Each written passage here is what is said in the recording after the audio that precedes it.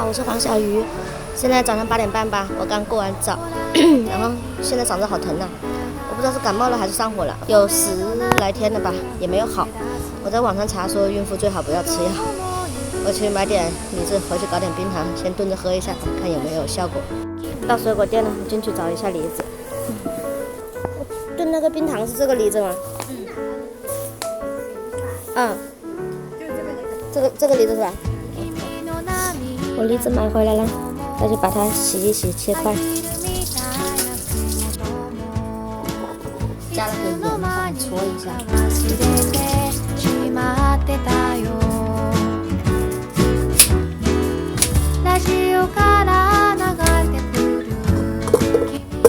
这个壶平时都是用来煮开水喝的，家里有个炖盅，但是炖盅比这个炖的慢一些，就用这个养生壶炖，炖的快一点。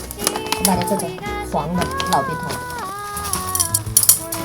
再去接点水来。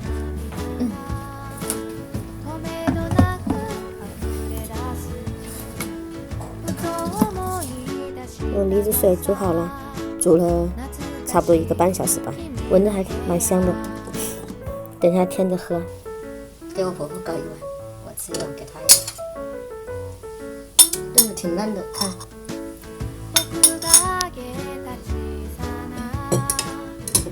尝一下味道，看好不好吃。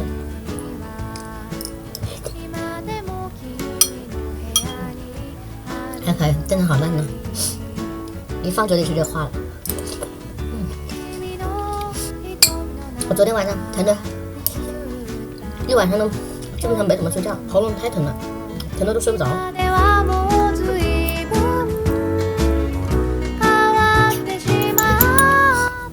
明天再去炖一会吃。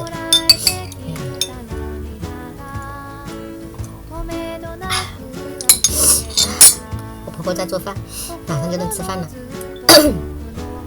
我肚子好饿，就先吃个这个垫一下。好了，那今天视频就这样了，我们下次再见了。喜欢我就点个关注，点个赞吧，拜拜。